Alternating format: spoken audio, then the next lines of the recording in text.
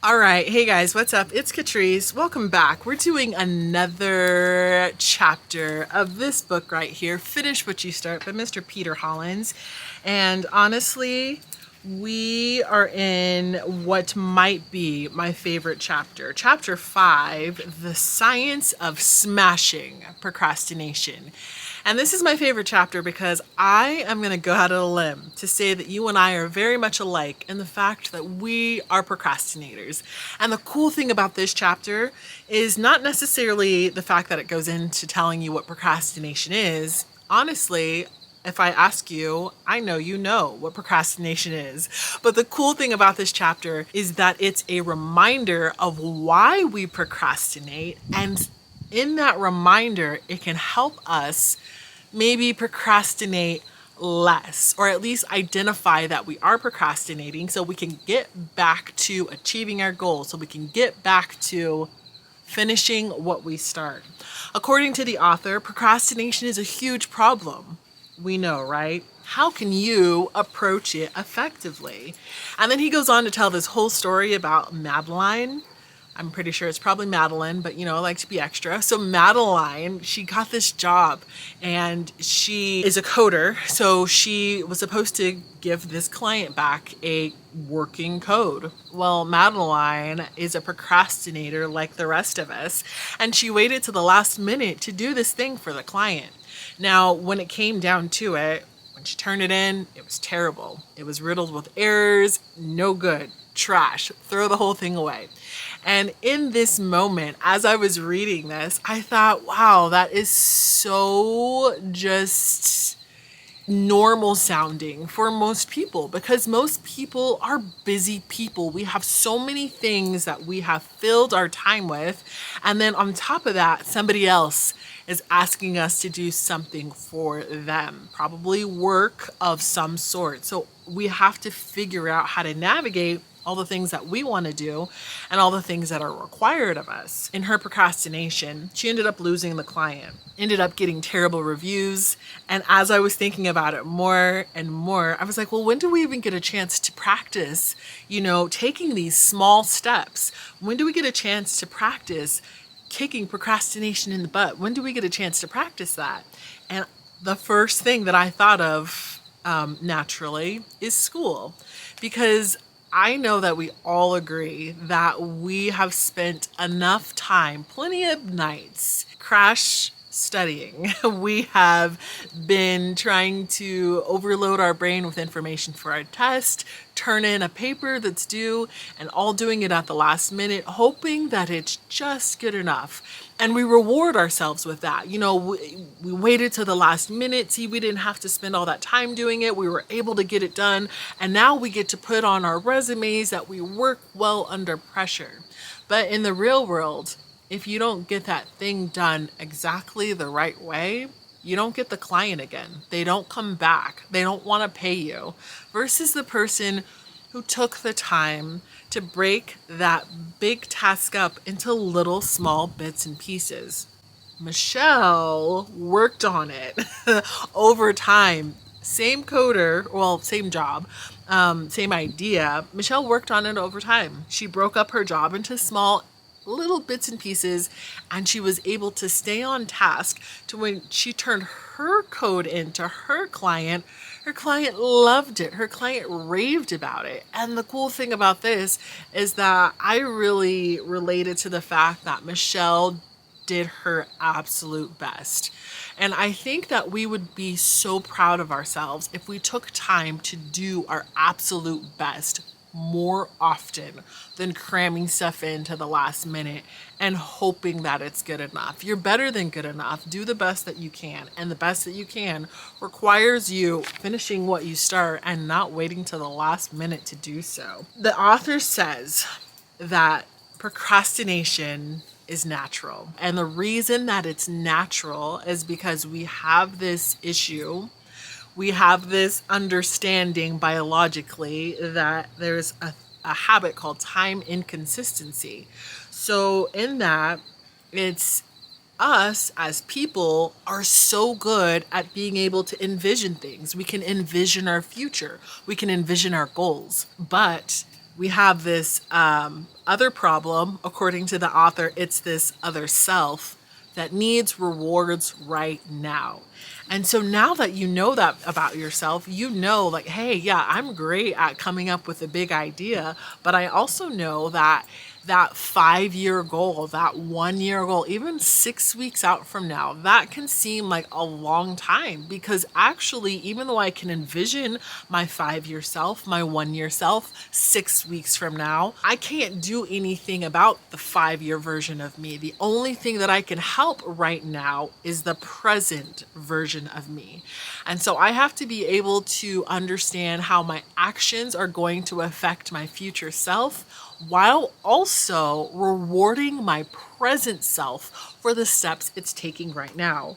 What that's called is temptation bundling. So because my present self doesn't want to wait on that goal, I can combine my present self and my future self. And basically, according to the author, you make a positive behavior or habit in the long term feel good at the present moment as well. So basically, you're going to correlate two things together that will maybe help you be successful. For example, if you have work to do, and maybe you want to soak your feet in the bathtub while doing work, maybe those two things can correlate.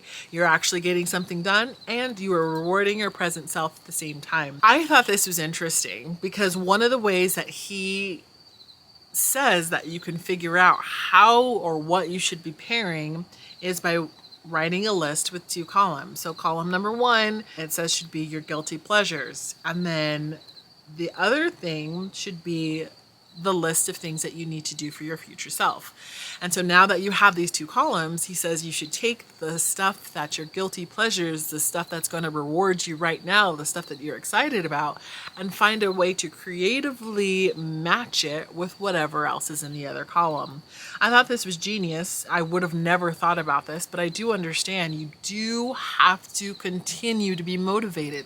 We talked about this in an earlier chapter. If you haven't read the book, by the way, and want to go through the book with me, we're going through all the chapters. You can go back to the intro and catch up if you haven't. But it's motivation. You have to figure out how to best motivate yourself. And once you figure out how to best motivate yourself, that's going to help you kick it into gear. That's going to help you procrastinate less because you're going to be excited about whatever it is you have upcoming. The next thing the author says we want to do is small, easy increments, which we kind of already alluded to when it comes to talking about procrastination, but really breaking things into bite-sized mini pieces, because we have this other issue and it's called we're lazy. So 1, we like to procrastinate, and 2, we're lazy. But in this, because we have a little bit of a lazy streak, when you look at a task, you don't want to see the whole mountain. You don't want to see this big boulder that you have to really dig deep into, or, really get your legs into to move. What you want to see is, oh, I just need to collect my tools today, or I just need to brush away the dirt from the starting spot today. The author explains it as you are working on a book. And so if you've ever had the idea that you want to write a book, or maybe you have a paper that you want to write, it's not necessarily looking at this big monstrous paper that you have to write, which is all big and scary, or this book that you want to write, which can sound scary. What you want to do is you want to think about the small things, like, what is it that I need to write the paper? How about I start with the outline? How about I start with researching, for a few minutes here and there? How about I start with, writing for like 10 minutes? I'm going to write 10 minutes for this whole week, just little bits and pieces of how I want to get started. Because at the end of the day, even though this paper seems monstrous, it's just a bunch of words. So we just have to take our time and slow things down and break it down into easy steps so that we can snowball ourselves forward into finishing what we start. He says that once we have broken down our task into small pieces, to always start with the easiest of those tasks. So you got it all broken down, you know that they're manageable little slices. Start with the easy task, because you get that motivation, you get that excitement. Once you start checking those off the list, you'll notice even though those tasks are easy, that's a bulk of the things that you have to do. And so the 5% that you have left is not a big deal, because you've done most of the stuff already. This final tactic by the author is not one that I would have thought of, but I can see how it would be extraordinarily beneficial in you being successful. This one is called considering the risks. Now, I am probably just mostly overly optimistic all the time. And so I'm always considering the reward. I'm always considering the championship. I'm always considering the win. I may not have my eyes quite as open and broad and be able to see all the things that might go wrong. And he says that if you are paranoid about what could possibly go wrong, if you start to question things that could go bad, this will help you kick it into gear. There are so many things that potentially could go astray and may prevent you from being great at whatever it is you're trying to tackle because you're procrastinating right now. Someone else could swoop in and take that goal of yours. Someone else could swoop in and take that client. Someone else could swoop in and take that job, all because you've waited to try to do a cram session at the last second to get it all done when you should have just been kicking it in gear the entire time. Procrastination, he says, comes from boredom, complacency, and safety. So if you strip away those feelings, it can leave you paranoid, but also eager to avoid bad consequences. So I actually decided I would try this. And I don't know if you're on one end of the spectrum or the other, but if you are on the optimistic end of the spectrum and you're always just expecting that things will work out, which means you procrastinate till the last minute, you turn it in and it's usually good enough or great, or people think it's good enough or great, or you do good on a test or whatever it is. If you're one of those people, consider all the things that would go wrong if you waited until the last minute. I tried this and it actually works. Now, I am also very self-aware enough to know that this is not a tactic that I would want to use often, but I think it's a tactic that is a usable one when it comes to kicking it into gear for something that I want to do, if especially I'm procrastinating on it. According to the author, fear is not a fun motivator, so you should only use this tactic in small and safe doses. Doing it too much can really drain you and stress you out.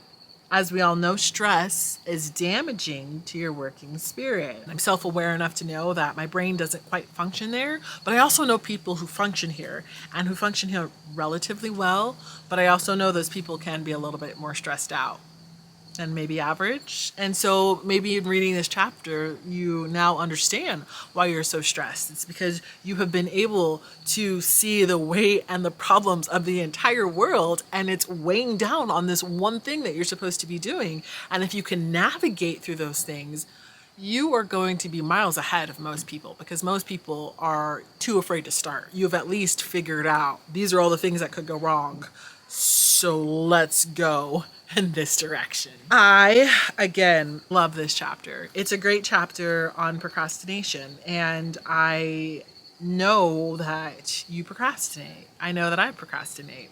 I know that there is a time when I was in school and I didn't understand how I could have better put one step in front of the other more effectively. Even though my teachers, instructors, and everyone had guided me into, oh, you're going to do this, you should try this. But sometimes it's hard to see the small steps, especially when someone else is trying to give you that guidance. Now that I'm reading it, I'm like, oh, wow, this whole time I could have been doing the great version. I could have been being the great version of me. The great version of me is amazing. The half-hearted version of me is kind of the safe version. And every once in a while, I feel like it's important to step outside of the box and be the great version of yourself. So stop procrastinating. Get to whatever it is you said you were going to do and do it to the best of your ability. All right, that is it for this chapter. The next chapter equally as good, the no distraction zone. I'll see you in the next video.